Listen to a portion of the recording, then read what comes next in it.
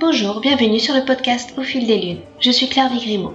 Je suis hypnologue et professeure de yoga. Vous pouvez me retrouver sur le site clairviyoga.com, KLERVIYOGA.com, où je vous présente toutes mes activités. Toutes les semaines, je reçois des invités dans ce podcast qui nous parlent de leurs activités autour du bien-être, que ce soit l'hypnose, le yoga, le reiki, la sylvothérapie et bien d'autres thèmes encore. Alors sans plus attendre, voici l'épisode du jour. Dans cet épisode, je reçois Laura Cardozo. Laura est professeure de yoga et c'est aussi la douce voix derrière le podcast Paroles de Yogi. Dans son podcast, par son authenticité et sa sensibilité, elle amène ses invités à partager leur expérience personnelle autour du yoga, dans lesquelles ses auditeurs peuvent aussi se retrouver. Parfois, c'est dans des épisodes en solo qu'elle nous livre des trésors de tranches de vie du yoga. Mais cette fois-ci, elle passe de l'autre côté du micro et c'est elle qui est interviewée.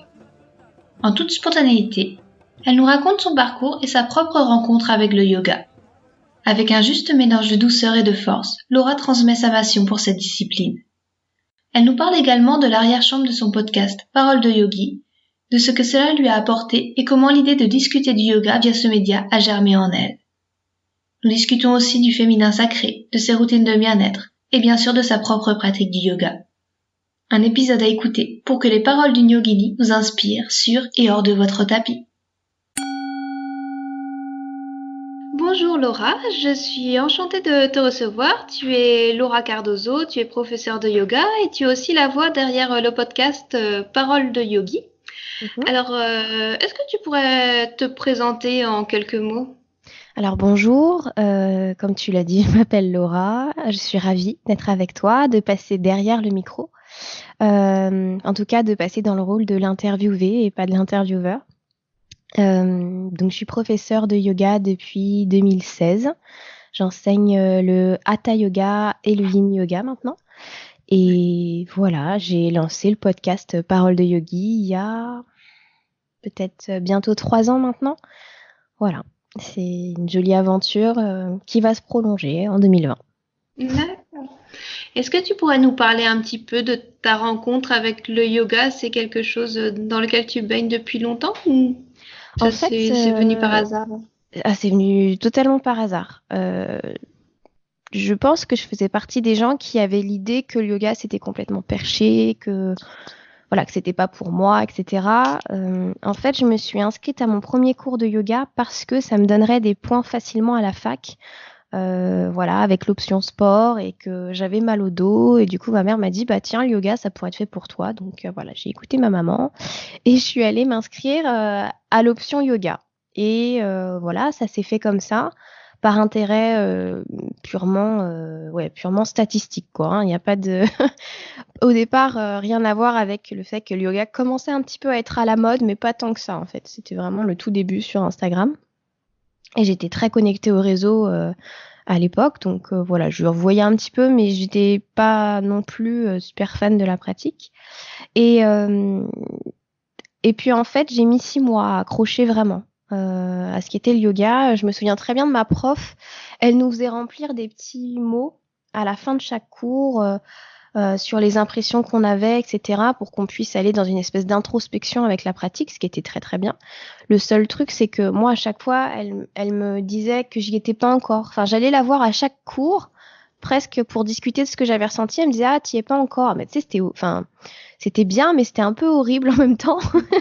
J'étais à la quête d'un truc, je savais pas quoi. Parce qu'elle me disait pas ce que je devais ressentir non plus pour, Donc, ça a mis 6 mois jusqu'au jour où elle nous a fait un exercice particulier qui réveillait vraiment très fort les énergies. C'est les 5 tibétains. Et là, j'ai commencé à ressentir ce qui pouvait se passer d'un point de vue énergétique déjà. Donc, je pense peut-être quelque chose de beaucoup plus fort presque que ce qu'elle attendait, elle, quelque part. Je pense qu'elle attendait quelque chose du genre, j'ai ressenti un peu mieux mon corps, mes articulations, mais elle s'attendait pas à ce que je lui dise, j'ai senti que ça bougeait de bas en haut, puis de tel côté, puis comme ça. Enfin, elle a dû se dire, oh là là, qu'est-ce que j'ai fait? Et voilà. Et en fait, à partir de là, je suis vraiment rentrée dedans, finalement. J'ai vraiment pris plus de plaisir à pratiquer. J'ai commencé à pratiquer chez moi aussi. à me créer des petits espaces comme ça dans mes journées. Alors c'était pas tous les jours, mais c'était au moins toutes les semaines en plus de mon cours où j'avais moi ma petite séance pour moi à la maison et où j'apprenais et voilà quoi.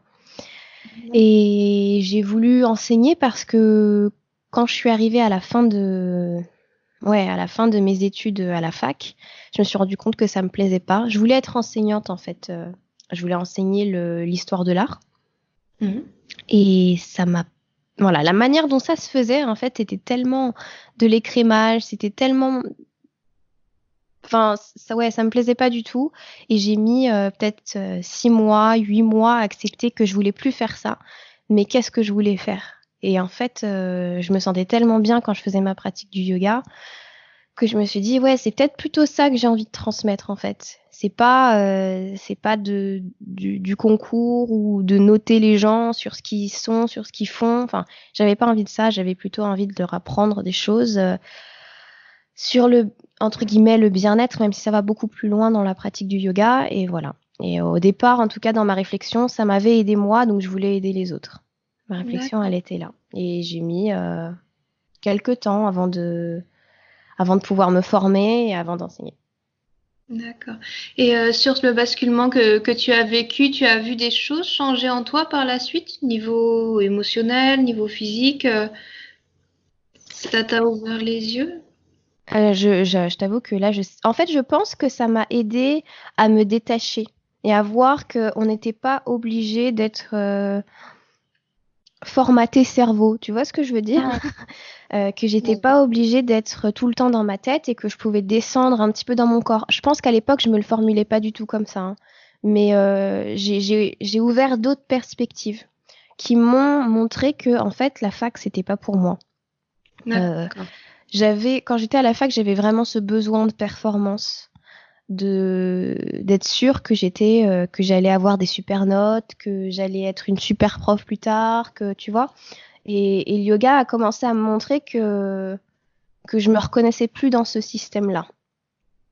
Et ça a été ça la première chose. Et en fait, je pense, en fait, je le vois là avec la question que tu me D'accord. poses, mais je me le formulais pas comme ça à l'époque, mais le yoga m'a aidé à cheminer vers en fait, ça c'est pas pour moi et c'est plutôt ça que je veux faire. D'accord. Et aujourd'hui, ta pratique de yoga, c'est quoi? Tu pratiques tous les jours? Non, je pratique pas tous les jours. Alors ça, c'est un truc avec lequel je me débat intérieurement parce qu'en fait, quand je me suis formée au yoga, ma professeure que j'aime énormément, elle, c'est une Ashtangi qui nous a enseigné le hatha et qui nous disait la pratique tous les jours, c'est important. Et forcément, c'est l'ADN de sa pratique, de l'Ashtanga. Moi, je fais partie des gens qui me reconnaissent pas du tout là-dedans parce que si ma pratique elle est quotidienne, mon cerveau, mon esprit s'enfuit très vite. J'arrive pas à être tous les jours là sur mon tapis. Je m'en suis rendu compte assez vite parce que quand je suis sortie de la formation, donc j'ai continué à travailler tous les jours pendant 1 mois, 2 mois, 3 mois. Et on s'écrivait, tu sais, entre copines de formation, et il y en avait une qui arrêtait, qui culpabilisait, et puis moi j'ai commencé à arrêter aussi et à me dire en fait c'est peut-être juste pas pour moi parce que ça sert à rien que je le fasse sans être présente. J'ai l'impression de faire de la gym, faire ma gym quotidienne. J'arrive même pas à faire mon heure de pratique. Je faisais de moins en moins, tu vois. J'arrivais à faire 40 minutes et j'étais super contente. Donc aujourd'hui, ça va plus se situer à 1 fois par semaine et avec d'autres. Enfin, ça va pas forcément être que physique, ça va être même plutôt. J'ai découvert le yoga nidra cet été, donc ça peut être des séances de yoga nidra quand je me sens à plat. Ça peut être du yin yoga quand je sens que il y a des tensions dans le corps que j'aimerais explorer ou débloquer ou voilà des choses comme ça. Ça va être une séance. Et parfois, ça va être en fait la séance que je me fais moi, je vais la préparer pour mes élèves derrière ou alors j'écris la séance que je veux faire pour les élèves avec le thème que je vois et puis je pioche 2, 3 postures dedans et voilà. Et ma séance, elle va pas forcément durer 1 heure non plus ou 1 heure et quart, elle va peut-être durer 20 minutes. Mais je serais contente déjà d'avoir déposé ça pour moi. Et sinon, si vraiment j'ai envie de bouger, ça va être un hatha ou un hatha flow ou un vinyasa. Il y a des fois, j'ai vraiment envie d'aller explorer un truc très très créatif où je respire, mais où je sais pas quelle posture je vais faire après, en fait. Et donc là, il n'y a pas d'écriture, il n'y a pas de préparation, c'est au feeling et c'est plus un vinyasa où voilà, je me laisse emporter, je laisse ma créativité s'exprimer, mais c'est pas tellement en hiver. En hiver, j'ai un peu plus de mal à pratiquer comme ça, c'est plus au retour des beaux jours, mais voilà. Et puis, il y a des semaines où il y a zéro pratique physique. Et ça va être juste un temps de méditation que je m'accorde et je vais être bien avec ça. D'accord. Donc voilà, c'est un truc avec lequel je me débat encore parce que je pense que c'était tellement ancré pour moi que être un bon prof, c'est être un prof qui pratique tous les jours, que du coup je culpabilise encore un petit peu et en même temps il y a une part de moi qui me dit oui mais c'est pas toi, donc ne fais pas quelque chose qui te ressemble pas. Voilà, j'ai encore du mal et en fait je pense qu'on est très nombreux en tant que prof à ne pas pratiquer tous les jours. Ou alors à avoir peut-être une pratique tous les jours, mais qui n'est pas celle que pensent les gens, qui n'est pas celle qu'on va enseigner aux élèves directement. C'est peut-être, comme je disais, 20 minutes ou une demi-heure ou 40 minutes au lieu de 1 heure et quart ou 1 heure et demie de cours. Donc voilà, moi j'admire vraiment les personnes qui ont plaisir à venir faire leur pratique tous les jours, leur pratique d'asana tous les jours en tout cas. Moi ça me ressemble pas et voilà, c'est comme ça. Et puis ce que j'avais envie de dire, c'est qu'après tout, le yoga, ça mène aussi à la connaissance de soi. Et puis toi, si tu as appris justement à savoir te reposer quand il fallait que ton corps se repose, c'est peut-être là le principal et c'est peut-être aussi ta façon de pratiquer le yoga qui peut être très bien hors d'un tapis, en se promenant, en faisant une pause, simplement en respirant aussi, en étant un petit peu plus présent. C'est ça, c'est-à-dire que en fait le yoga c'est pas juste les postures, c'est le mode de vie qui va avec, c'est le mode de pensée, c'est le fait de enfin pour moi, c'est le fait d'être toujours ou presque toujours en train de se dire là il se passe quoi dans mon corps, il se passe quoi autour de moi, est-ce que je suis présent à ça, est-ce que c'est quelque chose que je ressens et je suis constamment dedans en fait. Je suis constamment dedans, ou quand j'y suis pas, je le paye très cher derrière donc voilà quoi, c'est vraiment c'est vrai que la pratique va plus loin que juste les asanas. Après, je pense que tout dans notre société montre les asanas. Donc même en tant que prof, c'est là où on peut se culpabiliser ou se perdre un moment dans notre réflexion avec le fait de se dire ouais mais je pratique pas aussi bien ou je pratique pas comme ça ou machin. Et en même temps, mon message dans Parole de Yogi ou avec mes élèves en général, c'est on accepte ce qui est, on se laisse tranquille quoi. On se laisse un peu tranquille. Les angoisses que t'as, ton voisin les a eues. Voilà, c'est un peu comme ça de bienveillance générale, on va dire, sans se juger. Et donc il faut aussi donc je suis obligée de l'incarner aussi quelque part. Je peux pas juste dire fais comme ci, fais comme ça et puis pas le respecter derrière. Mais voilà, tu vois, je suis comme tout le monde et il y a des moments où c'est un peu plus dur à digérer encore certains petits trucs quoi.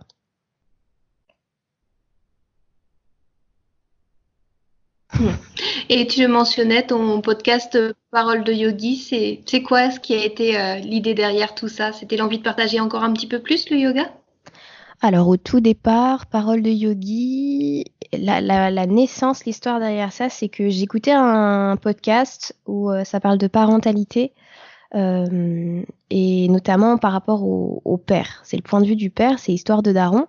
Et enfin, j'ai adoré. C'est le premier podcast que j'ai écouté. J'ai adoré ça. Je trouvais effectivement, qu'on donnait pas suffisamment la parole au papa et que c'était intéressant de voir leur manière de vivre les choses, etc. Et puis de voir cette génération de nouveaux papas qui émergent. Bref. Et en même temps, dans ces temps-là, j'ai commencé à discuter avec une jeune femme que j'avais rencontrée en formation, mais en fait, on s'était juste croisés. Et à la fin de la formation, elle m'avait dit, je suis parisienne aussi. Si t'as du temps, ce serait bien qu'on aille se boire un café. Et en fait, vraiment, on n'avait pas eu le temps de discuter plus que ça. C'est peut-être les seuls mots qu'on avait vraiment échangés pendant la formation. Et je me suis dit, ah bah ouais, tiens, j'ai pas eu le temps de la découvrir, donc oui, je vais aller la découvrir avec un petit thé, un petit café. Et elle m'a raconté son histoire et je me suis dit, bah ouais, c'est définitivement une bonne idée d'interviewer les gens pour qu'ils nous racontent la manière dont ils traversent les choses, parce que c'est ça qui est intéressant quand tu veux te mettre au yoga. C'est ça qui te donne envie de faire du yoga. C'est pas de lire les magazines, c'est pas de regarder des trucs Instagram, on s'en fiche complètement. Ça, c'est intéressant. Et en fait, c'était Christine qui est restée une bonne copine avec qui je suis en contact, etc. et que j'ai interviewée d'ailleurs dans le podcast et qui nous parle de ses maladies chroniques et comment le yoga l'a aidé. Et en fait, voilà, c'est ça qui est important. Et je trouve, en fait, moi, j'aime beaucoup la voix. J'aime beaucoup cet outil-là. J'aime chanter, etc. Et en fait, c'était un moyen, même si je chantais pas depuis longtemps, quand j'ai fait le podcast, c'était un moyen pour moi, je pense, de me relier de nouveau à ce médium-là, à cette force-là qu'est la voix. Et en fait, quand j'ai lancé ça un peu comme je lance tout dans ma vie, c'est-à-dire à la one again, tu vois, genre en 2000, je sais plus quand c'était quand j'ai lancé ça, mais en gros à cette époque-là, le podcast ça recommençait à devenir un truc un peu sympa, mais c'était pas encore, voilà, c'est pas encore ce que c'est aujourd'hui, et c'est pas encore ce que c'est aux États-Unis. Donc il y avait pas vraiment d'articles, il y avait quelques articles pour t'expliquer comment tu mets en place un podcast, mais pas plus. Il y avait pas tellement de ressources en fait. Donc vraiment, j'ai fait ça à la one again, sans lancer avec un sponsor, sans savoir si ça allait faire, en fait, sans savoir comment ça allait marcher du tout, quoi. J'ai fait 3 épisodes comme ça pour avoir un peu d'avance. Alors qu'aujourd'hui, quand tu lances un podcast, il en faudrait au moins 8 d'avance pour être sûr de publier régulièrement. Et après, je me suis débrouillée pour trouver des invités toutes les semaines ou toutes les 2 semaines parce que ça m'a plu en fait. Voilà, ça m'a plu de me retrouver à interviewer des gens, ça m'a plu de les écouter, de voilà leur histoire, etc. Et je pense que pour toi, c'est un peu pareil. Tu dois y trouver le même plaisir. Et voilà. Oui, moi, ce que je trouve, c'est que c'est un formidable prétexte à rencontrer plein de gens superbes et puis d'en apprendre. Comme tu dis, le yoga, c'est aussi une expérience et c'est ça qui est beau à partager, de savoir ce que les gens en retirent à un niveau personnel et on s'aperçoit qu'au final, ça touche tellement de choses variées que c'est vraiment très intéressant à découvrir. Et pardon. Et oui, ce que j'allais juste rajouter, c'est que moi, j'ai fait ça pendant 1 an et demi avec les interviews. Et en fait, c'est très, très intéressant comme ça m'a apporté sur le plan perso et sur le plan des cours aussi, parce qu'il y a des expériences qui sont plus mûres que d'autres, en fait, et qui vont rester plus profondément ancrées en toi, et qui vont résonner, et qui vont cheminer avec toi pendant des semaines, quoi. C'est incroyable. Donc moi, je dis souvent que c'est un peu ma formation continue. Tu sais, j'avais des professeurs toutes les 2 semaines ou des élèves toutes les 2 semaines qui me racontaient ça. Et voilà, je me formais en fait aussi grâce à ça. Je m'éduquais encore au yoga, quoi. Et d'ailleurs, il y a une interview ou peut-être des mots ou des expériences partagées qui t'ont particulièrement marqué au cours de ces enregistrements? En fait, il y en a plusieurs, mais alors ça fait partie des interviews qui sont les préférées des gens aussi, donc voilà, ça veut tout dire, mais ça m'a donné déjà l'opportunité de rencontrer des personnes que je pense je n'aurais jamais contactées avant. Et notamment, moi, celle qui m'a le plus marquée, c'est quand même Cécile Doherty-Biara. Elle est incroyable comme personne et comme prof. Derrière, j'ai vu, je crois qu'on avait fait en début d'année l'interview, ou même au mois de décembre l'interview. Et quelques semaines après, elle avait lancé une annonce comme quoi elle allait faire une retraite, et je me suis inscrite alors que la retraite c'était au mois d'octobre-novembre, tu vois. Donc voilà, elle m'avait tellement marquée par sa présence et sa qualité d'être. Que je me suis dit, il y a tant à apprendre de cette femme que voilà, j'ai adoré cette interview. J'ai adoré la manière dont elle était 100% transparente sur ce qu'elle traversait et les difficultés de maman, de retrouver sa pratique, etc. Enfin voilà, elle m'avait beaucoup touchée. Il y a eu aussi l'interview avec Sandy qui avait été que les gens ont adoré parce qu'elle était pareil transparente sur son burn-out, sur l'endométriose, etc. Et elle laissait transparaître ses émotions, et c'est rare. sachant qu'elle allait être écoutée, etc. Et c'est un épisode qui a soulevé beaucoup, beaucoup de solidarité parce qu'elle m'a dit, elle reçoit encore des petits messages, tu vois, de personnes qui l'ont cherché sur les réseaux après et qui voulaient qui voulaient discuter avec elle ou qui voulaient avoir un conseil ou tu vois. Et c'est impressionnant quoi de voir la solidarité que ça a soulevé derrière. Ça fait partie des épisodes un peu comme ça forts pour moi. Il y a eu l'épisode avec Stéphanie, qui est celle qui m'a formée. La première formation que j'ai faite, c'était avec elle. Donc, je la revoyais 2 ans après. Donc, c'était un peu fort pour moi aussi. Voilà, des expériences comme ça un peu marquantes. D'accord. Et le premier nom que tu as cité, c'était Cécile Doherty-Bigara. Et il y a le thème du féminin sacré. C'est quelque chose que tu explores un petit peu plus aussi maintenant. Tu relis ça au yoga. C'est quoi ta vision sur cela? J'ai fait une vidéo sur YouTube dessus parce qu'en fait, pour l'instant, pour l'instant, je lis un peu des vidéos dessus, enfin des livres, etc. dessus. Je me renseigne beaucoup parce que c'est quelque chose que j'ai ignoré pendant longtemps, vraiment mis de côté. Et, et ouais, j'étais un peu, vraiment ignorante sur plein de choses. Et en fait, la première manière pour moi de me relier à ça, c'est par rapport au cycle féminin, par rapport aux règles, etc. Cécile avec Ilia Renon, elles ont fait un programme qu'elles m'ont gentiment offert d'ailleurs. Et donc, je le consulte régulièrement pour aller voir dans quelle phase je suis, parce qu'en fait, selon le cycle, selon l'étape dans laquelle tu es dans ton cycle, tu traverses une phase plus ou moins créative, plus ou moins fatigante aussi. Et voilà, et du coup, j'essaye toujours de voir dans quelle phase je suis pour voir si ça va m'aider à aller dans cette énergie créative dans laquelle je suis à ce moment-là, si je dois la pousser un peu ou si je dois la ralentir, ou voilà. Et il y a cette manière-là de me relier un petit peu. Alors ça va paraître très bizarre, mais il y a le fait aussi de me familiariser, du coup, par rapport au cycle, à la notion de sang, tu sais. Voilà, ça c'est des choses très concrètes en dehors du yoga. Mais relié à la pratique du yoga, ça va être vraiment le côté introspection, intériorité, la douceur et la rondeur et la bienveillance. Pour moi, le féminin, il y a quelque chose de très rond et de très enveloppant. C'est peut-être la part de moi qui va me donner le plus de câlins, tu vois. Un truc un peu comme ça. Et donc, j'essaye de la contacter un maximum quand je suis dans mes cours parce que... Pardon, j'ai un truc dans la gorge. J'essaye de la contacter un maximum quand je suis dans mes cours parce que c'est ce qui fait, pour moi, c'est ce que vont chercher les gens quelque part. Je pense qu'on est tous déconnectés de ça, hommes ou femmes. Il y a un truc où on ne s'est pas autorisé à un moment donné à être tranquille avec soi. Et je pense que Parole de Yogi a cette énergie quelque part. Je pense que c'est un truc où moi, je navigue encore avec dans ma vie, en tout cas, à essayer de ramener de la douceur dans ce que je fais, dans ce que je suis, dans ma manière d'exprimer les choses, etc. Pas de la douceur au sens milieu du terme, de la douceur vraiment puissante. Enfin, c'est là que ça devient compliqué, mais voilà, de la vraie bienveillance, une part qui va comprendre les autres sans juger le plus possible. C'est le plus possible ça, Parole de Yogi et mon activité en général. Donc ça commence par ne pas me juger moi ou pas trop me juger moi, essayer d'être tranquille avec moi-même.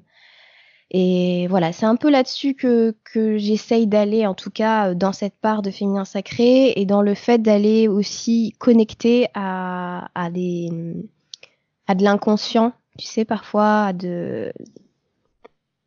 c'est pas des dons hein, voilà, ou alors c'est des dons que tout le monde a, mais tu vois, le fait de se relier à quelque chose, pas forcément de plus grand, mais quelque chose en moi qui sait, voilà. Oui. Voilà. D'accord. Qui sait et qui va me guider pendant les cours, ou voilà, ça c'est des choses qui sont déjà arrivées, et en fait avec le féminin sacré, je m'y autorise plus. Alors que pour moi, je vois le masculin comme la protection, tu vois, c'est le féminin pour moi serait comme la fleur et le masculin serait la protection autour de cette fleur qui l'aide à grandir. qui l'aide à pas se faire à se faire respecter, à grandir sainement, tu vois, et qui soutient cet élan-là et qui met en place le fait de grandir, c'est le fait aussi d'être bien ancré dans la terre et de bien d'être capable de rendre les choses concrètes. Voilà, pour moi le masculin, il a cette puissance-là, il a cette force-là, et je l'ai en moi, je l'ai exprimé en moi. Après, j'ai le côté masculin un peu difficile, dans le sens où je vais m'auto-flageller mais tellement facilement que voilà, je suis tout le temps en train de me dire ah c'est pas bien, voilà, j'ai retraversé là une phase un peu en mode mon Dieu, tu devrais pas en être là, quoi, tu vois, tu devrais avancer plus que ça, voilà. Je pense qu'on traverse tous ces trucs-là, et quand je reconnecte à mon féminin, j'essaye de me dire t'inquiète pas, tout va bien, je vais te prendre dans mes bras. Enfin voilà, je me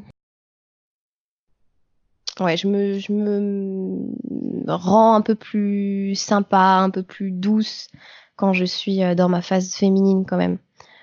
Alors que ma phase masculine, elle a envie que ça progresse, elle a envie d'aller vite, quoi. C'est des chevaux lancés au triple galop chez moi, le masculin, alors que le féminin, il est derrière, il tire les rênes en mode mais non, ralentis un peu, quoi. C'est vraiment ça. Chez moi, c'est ça qui se joue entre mon côté masculin et féminin. Certainement parce que mon masculin est pas équilibré non plus, tu vois, et que j'ai besoin de trouver un masculin sacré,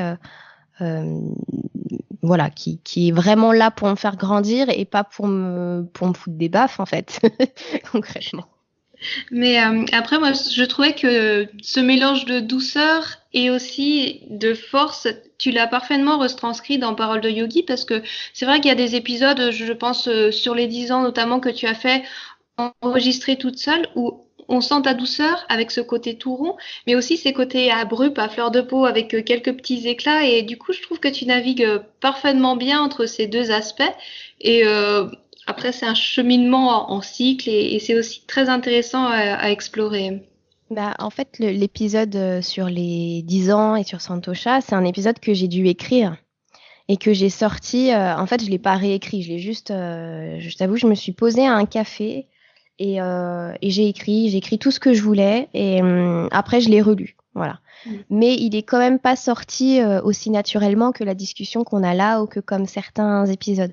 Donc je pense qu'il m'a laissé cet entre-deux, tu vois, il m'a laissé le temps entre guillemets d'être digéré, pour que j'ai eu le temps de le digérer un petit peu avant de l'enregistrer, parce que sinon je pense que j'aurais jamais pu. Mais il était très beau. Enfin, je l'ai écouté juste avant qu'on se parle, et puis on sent toute l'émotion, et qui est partagée aussi par les auditeurs. Donc félicitations, tu as une très belle plume aussi en tout cas. Merci beaucoup, merci. Et est-ce que tu as des projets pour la suite, que ce soit pour ton podcast ou des projets perso, des projets futurs, si tu veux bien nous en parler un petit peu? Bah bien sûr, je vais l'annoncer là dans le dernier épisode de l'année. En gros, ce qui va se passer là, c'est que Parole de Yogi va sortir toutes les semaines à partir de 2020. J'ai décidé de me laisser la chance vraiment que le podcast grandisse, parce que j'avais cette envie au fond de moi, mais je mettais pas tous les efforts nécessaires pour. J'ai un côté de moi, tu sais, qui est très, je fais tout ce qu'il faut selon moi, donc l'univers va me servir tout ça sur un plateau. Et j'oublie qu'il y a quand même la réalité des choses aussi, et que malgré tout, pour qu'un podcast fonctionne, il faudrait qu'il sorte toutes les semaines. Donc voilà, je me suis laissé il y a quelques temps, il y a presque un an, l'opportunité d'enlever des cours pour pouvoir grandir avec Parole de Yogi. Et là, cette année, c'est en tout cas l'année entre guillemets où vraiment j'attends de doubler le nombre d'écoutes, voire même faire x10, qui sait. Voilà, de mettre en place ce qu'il faut pour que les gens puissent l'écouter davantage. Tu verras dans l'épisode, c'est un peu compliqué. J'ai du mal à l'annoncer en fait, et à me dire oui, je mérite ça. Alors, j'ai du mal à me dire oui, le podcast mérite d'être écouté, et il n'y a pas d'autre raison en fait qui justifie mon choix. Mais voilà. Oui, maintenant ça passe. Parole de Yogi à faire, que ce soit en podcast ou sur YouTube, ça me prend entre 5 et 7 heures ou 5 et 9 heures de production. Donc forcément, c'est du temps que j'ai dégagé et que je prends pas pour faire mes cours. Donc j'attends aussi maintenant, de Parole de Yogi, c'est mon rêve, mais j'attends de pouvoir en dégager un salaire, de pouvoir en vivre. Et moi, moi c'est mon rêve parce que ça me permettrait vraiment pour moi de donner encore plus. Tu vois, pas dans le fait de recevoir, mais dans le fait d'être... si tu reçois un salaire, tu le vis vraiment comme un partage, mais aussi comme ton travail. Donc tu le vis pas exactement de la même façon.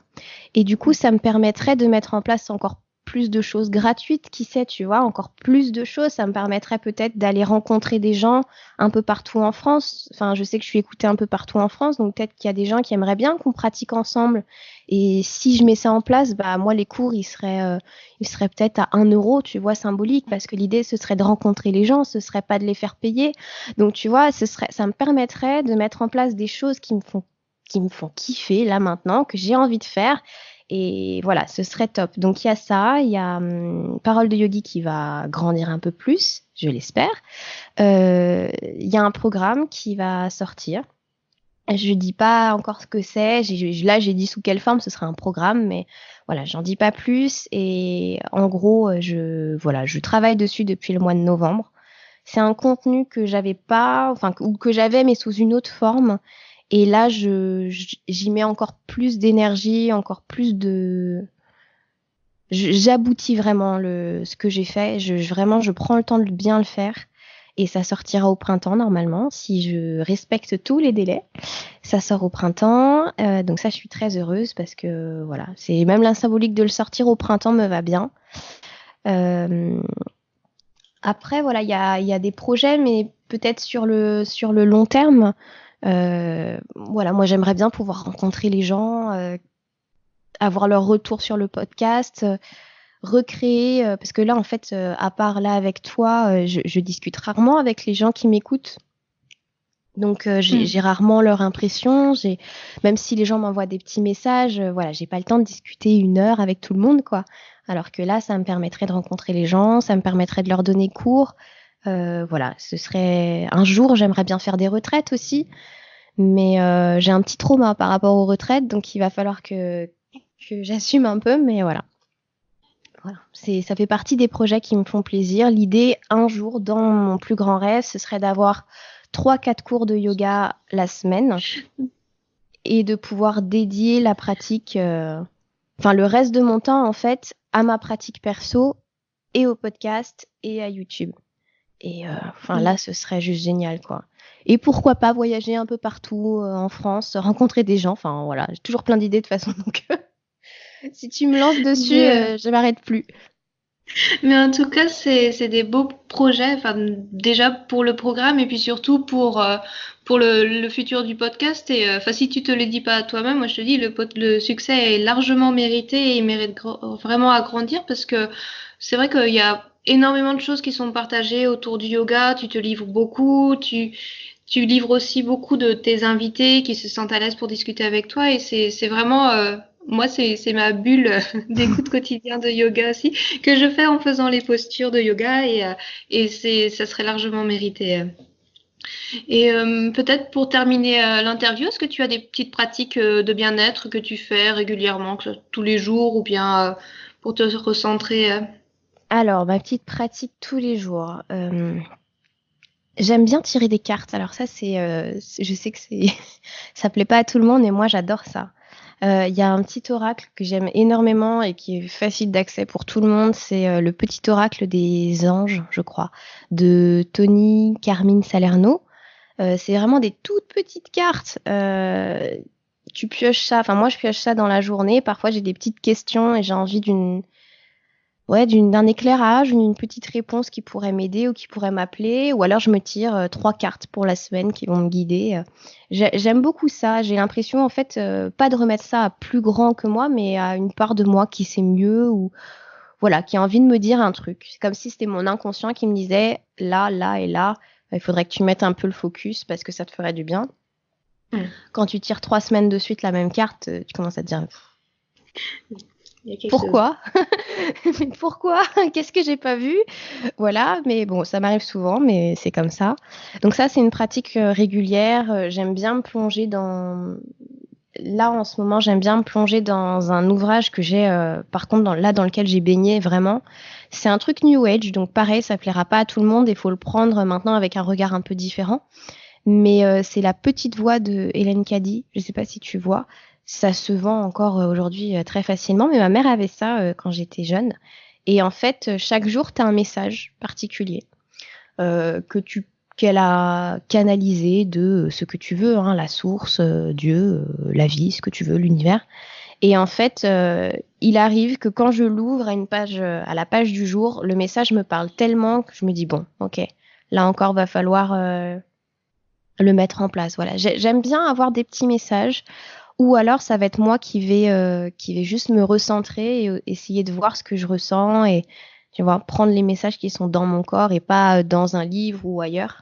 Ça va être ça. Mon autre truc entre guillemets bien-être là, c'est une petite astuce pour les gens qui n'arrivent pas à dormir.